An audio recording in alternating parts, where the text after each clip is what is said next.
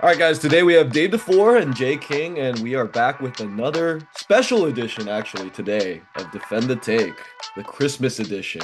And today, guys, this is, again, the greatest show on this side of the internet where you have to defend a take you may or may not believe in. Today, though, I think you guys will believe all the takes you will give because they are your takes. Because instead of takes today, you guys are giving Christmas gifts. Three Christmas gifts. The first one being Donovan Mitchell. You guys will choose the team that Donovan Mitchell should get traded to and try to convince me why. The second Christmas gift is a gift to any team in the Western Conference.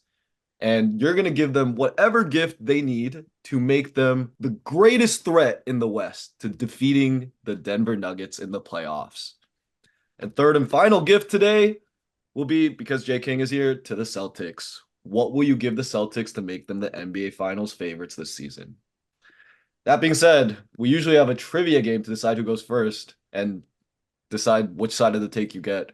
But since you guys are giving your own takes, we will have a trivia question for a free point. For a free point. Just making these rules up as we go, Sam. I appreciate it. The question today, guys, it's open-ended.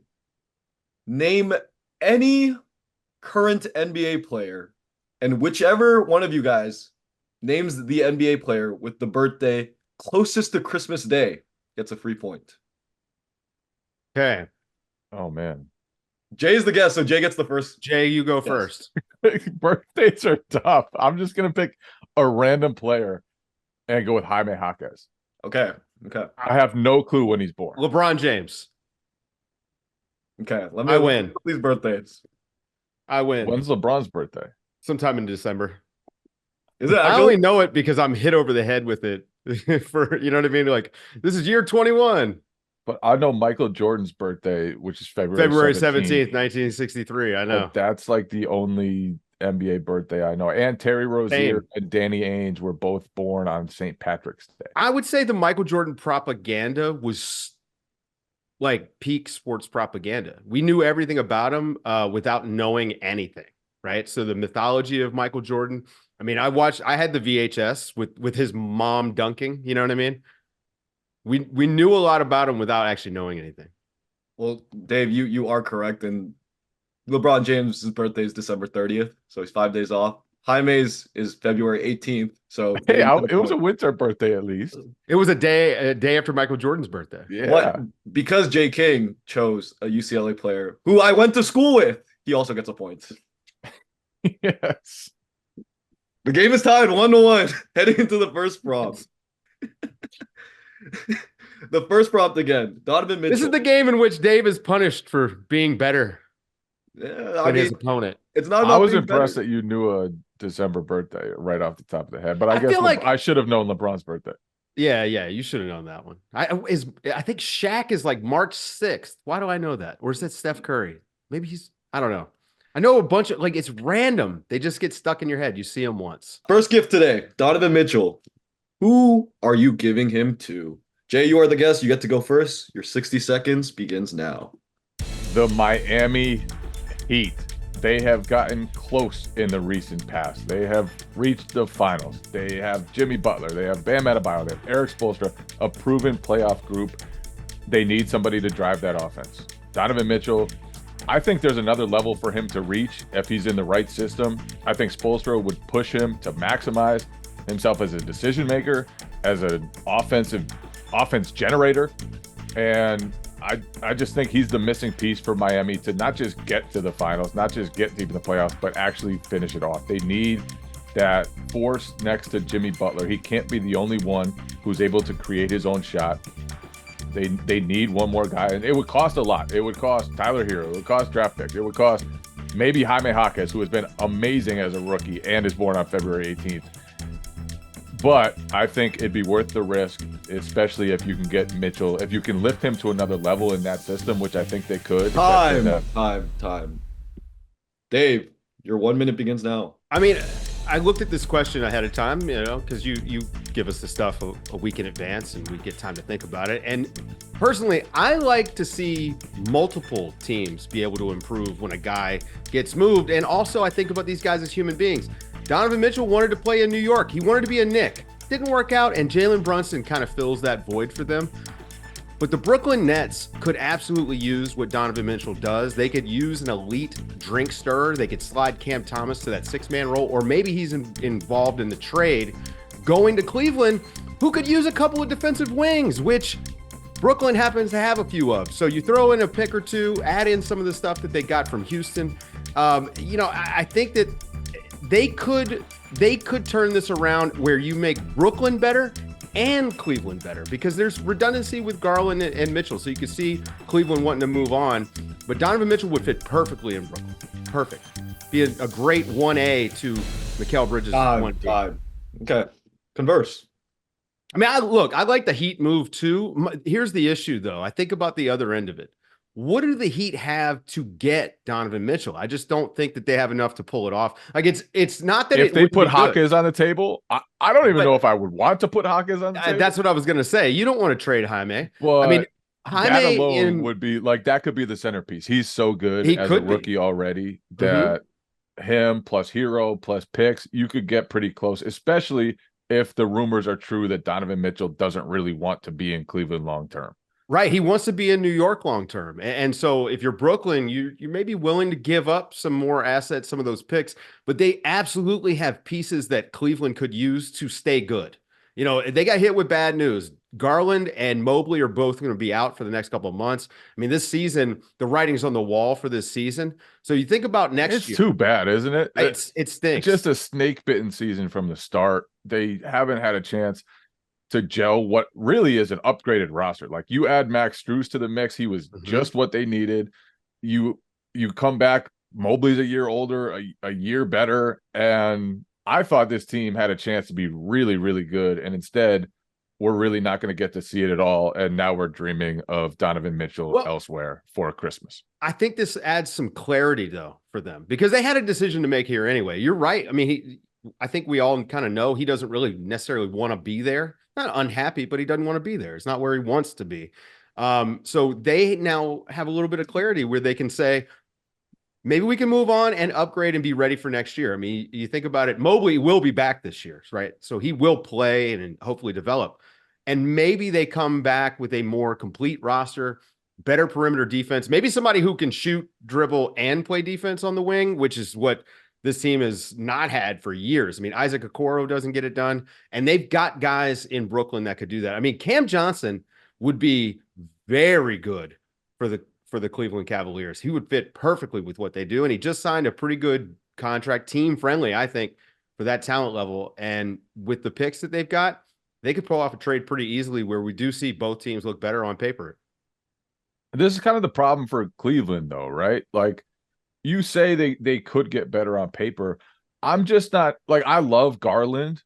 To me, he's sort of like a Mike Conley of the modern era, but he needs pieces around him. Like, he needs creators around him. And I just feel like maybe Cam Thomas, but I'm not sold that Cam Thomas is like the most winning basketball player who ever lived. And Cam Thomas is kind of like what a B version of Donovan Mitchell. I don't think that helps you out. And you know, when you think about the two big lineups that Cleveland's forced to play often, when you've got Garland and Mitchell out there, you lose lineup flexibility by having two just defensive sieves up at the point of attack. And so this would at least make it so you can get a more two-way player in there. You mentioned Max Strus, good shooter. It's that 2 and that 3 spot that they've just been dying to fill for years, and maybe even like a stretch 4 so Mobley can play more 5. I think that they could do, the opposite of a consolidation trade, which is what Brooklyn needs to do. So they're kind of perfect partners as far as I'm concerned. So let's ignore Cleveland for a second because no one really cares about them. But man, the comments are gonna crush. It's okay. It's okay. Well, all those Cavs fans are now Lakers fans. So Jay, why or would the Heat be better if they trade Jaime for Donovan Mitchell? Right now, yeah, they would. And Mitchell, he's just so tough to stop. Like, you watch him and it's like, this dude is so powerful. He's so explosive. He can get to wherever he wants on the court. When he's shooting, it's almost like What are you supposed to do with this guy? And we've never really seen him with, I think, a roster that's maximized around him. Last year in Cleveland, they had no wings, like just zero wings. And they got to the playoffs. New York was just able to take advantage of that. He had a bad series because of the other holes on his roster, because New York was able to focus everything on Donovan Mitchell and Darius Garland. You put him in Miami, he doesn't have that issue. Then you have to deal with Jimmy. You have to deal with whatever shooters they have left. You have to deal with Bam Adebayo. And most of all, it's Spoelstra. Spoelstra's a genius when he doesn't have talent. They had Gabe Vincent in that position last year and went to the finals. You put Donovan Mitchell there, and that's just a far more dynamic offense and just really, really difficult to stop. Dave, my question for you, assuming, let's say, in the theoretical world, the Nets trade for Donovan Mitchell and Mitchell signs long-term, can the Nets build a team around Donovan Mitchell that would be championship contenders? Well, okay, so championship contention is difficult, right? I mean, and Donovan Mitchell has not been a championship player before, so we need to see him do it before we can call him one. I would say the same thing about Mikal Bridges, but having Donovan Mitchell and Mikal Bridges on your roster to start, I mean, and this is more about next season and the year after than it would be about this year.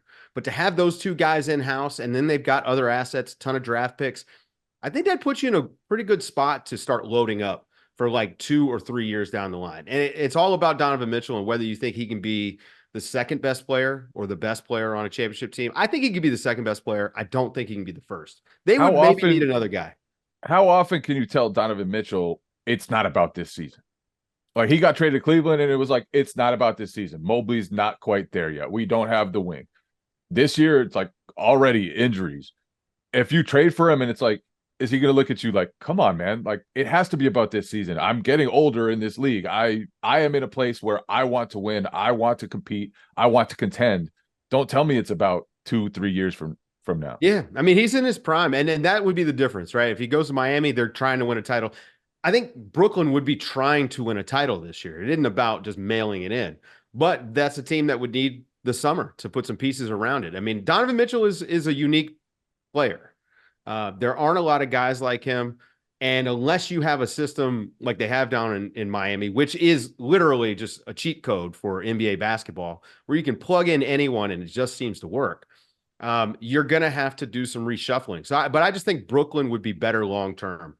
You know, Jimmy Butler is not a spring chicken exactly. And that team is, I don't know if you looked at that roster, Jay, but man, there's some names on there. And I know they find a name every year. There's some names on there that I don't even know. So that's a whole different ball game. And I don't think Miami's a bad team. I just think Brooklyn has a little bit more potential, younger, and then the timeline matches up perfectly with Donovan Mitchell, who's just entering his prime.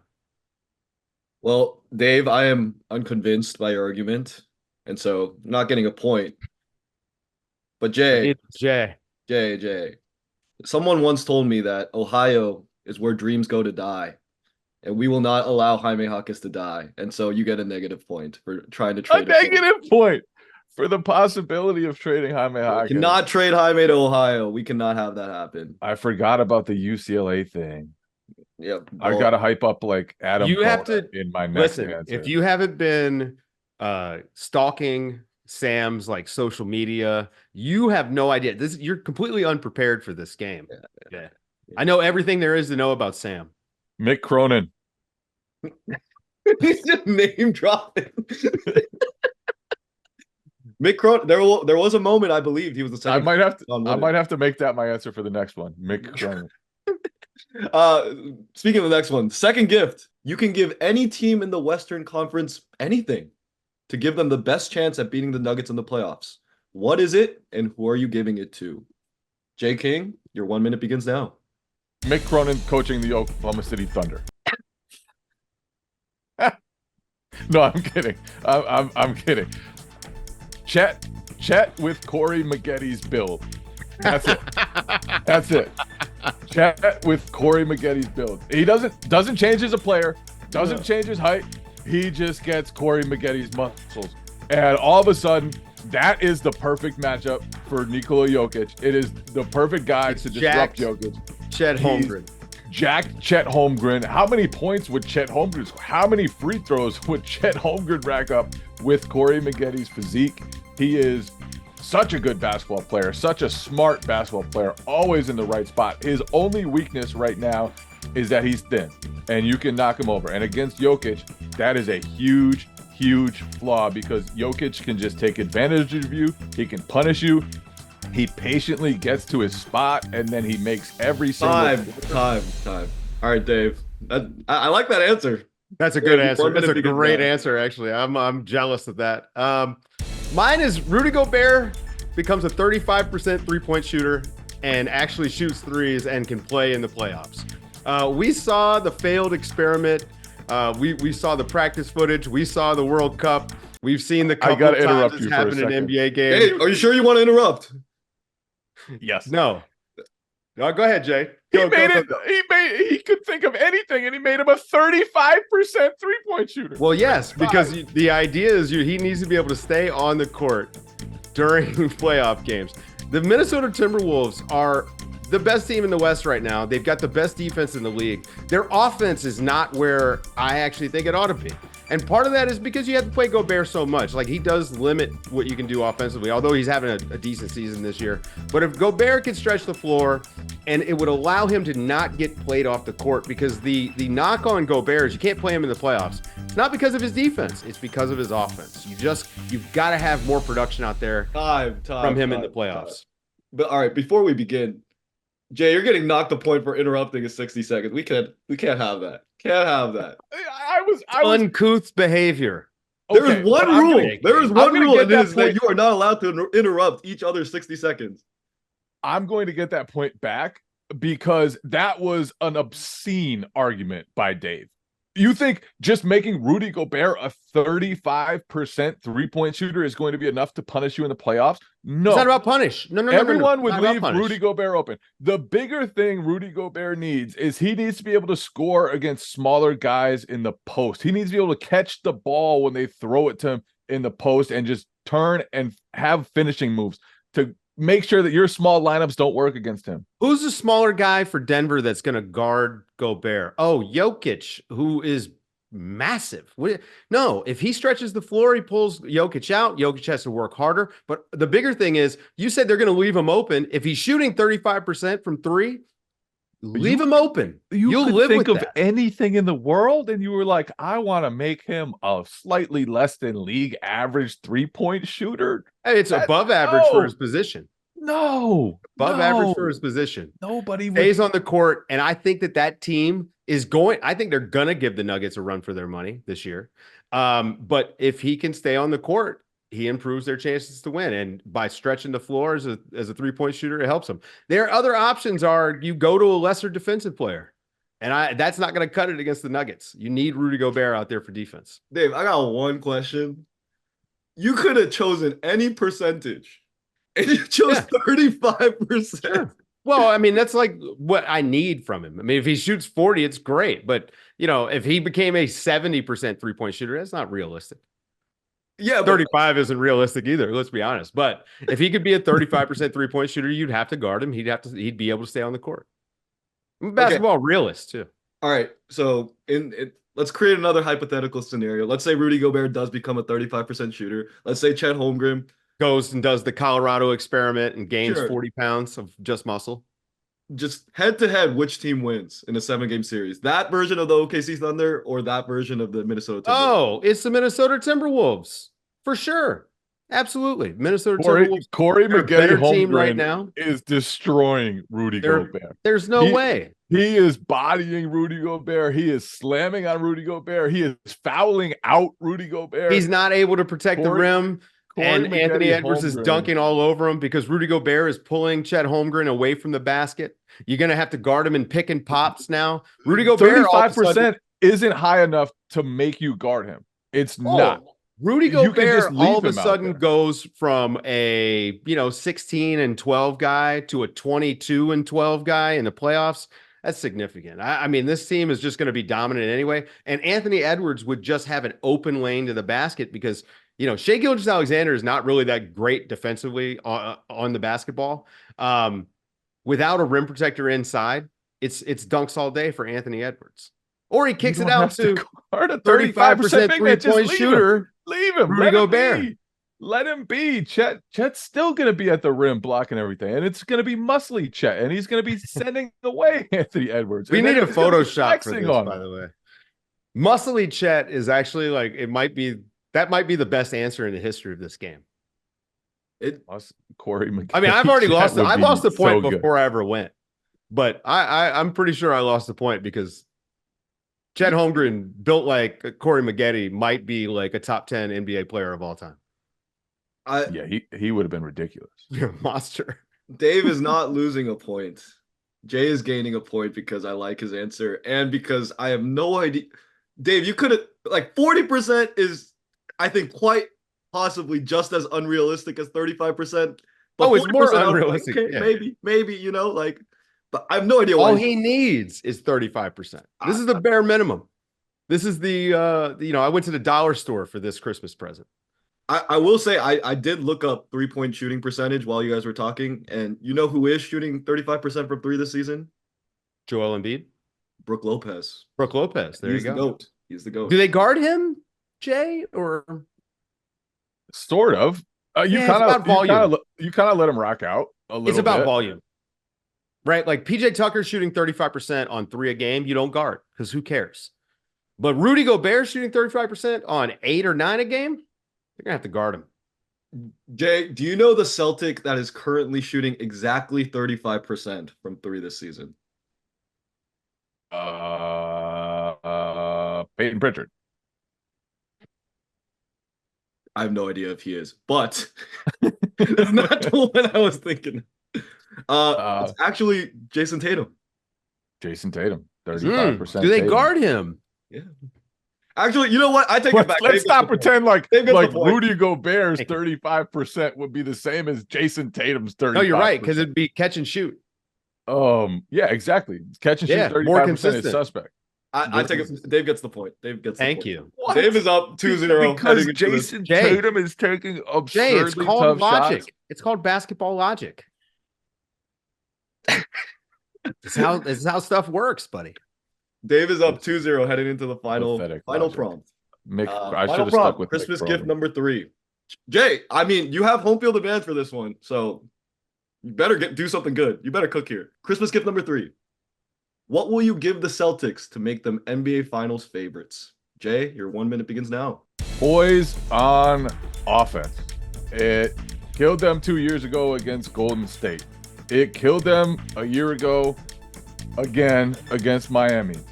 It is the reason why the Celtics have not won at least one title, gotten to another finals appearance, because in key moments, they fall apart, they deteriorate, they just lose their heads. If they can stay cool, stay calm, stay collected on offense, then that team's talented enough, they're diverse enough, they are the title favorite, but they have to be able to execute in crunch time all the time. It can't be a sometimes thing. Okay. All right, Dave. I mean, I would have just said playbook, but anything like that would help them. For me, it's going to be health. If I can give the Celtics anything for Christmas that they could carry into the new year and to the playoffs, it's health, because I think that they are the best team in the league right now. And Jason Tatum has struggled a little bit, especially shooting the basketball, which he is prone to do. I mean, only 35% on the season. I don't know if you guys knew that. But, teams still have to guard him. But I would give him health. When Porzingis is healthy and when everybody is 100%, including Al Horford, I mean, this team can defend. They can score. I do wish they were more consistent offensively. I wish they stuck to their principles instead of going isolations. But the health is going to be the biggest thing for them because they can guard anybody. Some of the stuff that Porzingis is doing and like trapping out at half court, they haven't had that for this team, and they've been a really good defensive team in years past. I think they have an even higher ceiling when it comes to playoff defense. So yeah, they can be healthy. I think this team has a 80% chance of making the finals. All right, discuss. Their offense is atrocious, though. I like you said, poise on offense. For me, it's Like they poison their offense. They don't want to share the ball. So, I mean, I agree with you. I think it's a little bit of both, but if they are healthy, man, that team So is you're going arguing for me here. No, no, no. You are telling him to give me a point.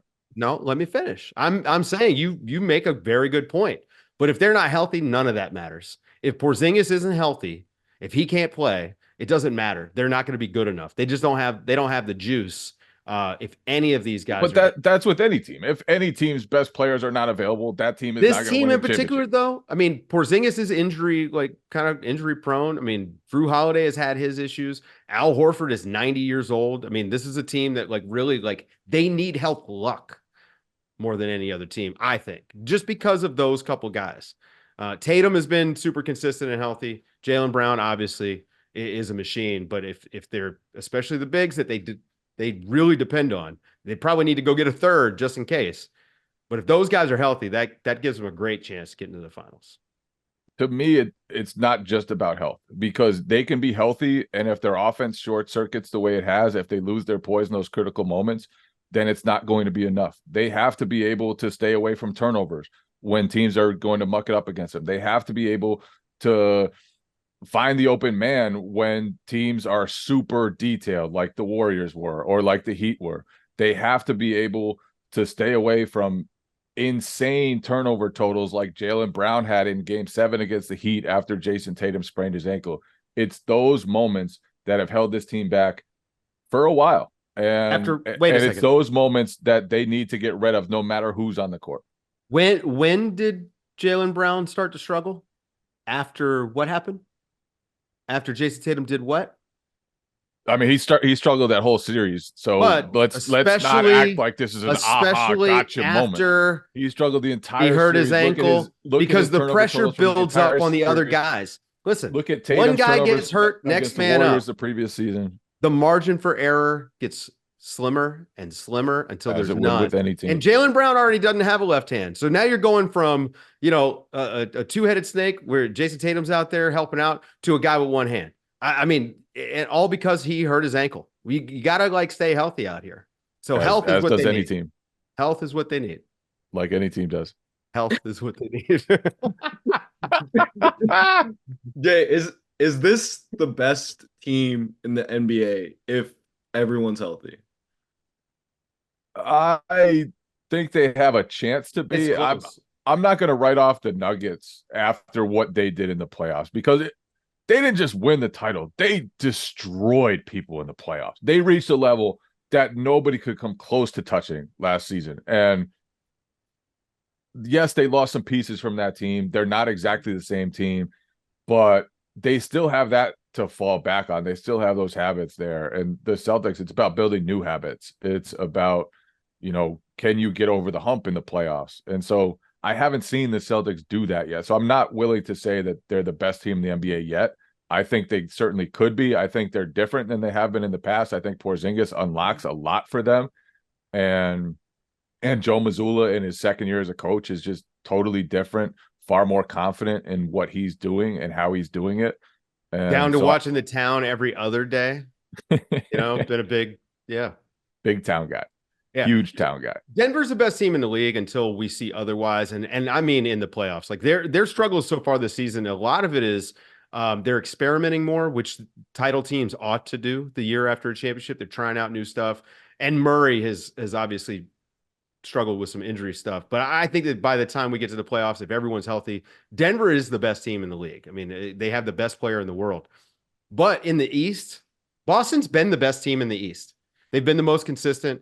And, when Porzingis is at 100%, they look like it. And that's why, especially with his injury history, I think that it's just that health is the most important thing for this team in 2024. Like it would be with any team. Yes, but especially this one. But any team also. So this one. Can either of you guys tell me which team has the better head-to-head record versus the Orlando Magic this season? Between Boston and Denver? Yes. Man. I would guess Boston. They're 2-1. My guess would be that Denver lost to them, but I don't know. I think, Denver did lose to them, I think. Denver did lose. Yeah. Denver did lose. And so My guy Goga had a big game in that game. I don't remember, but all I do know is that the Celtics, currently constructed, are a better team than the Denver Magic because they have, or Denver Nuggets because Denver Denver Magic. Magic because they have a better record versus the Orlando Magic. So I am giving Dave DuFour the point. So with a clean sweep of 3-0, Dave DuFour wins.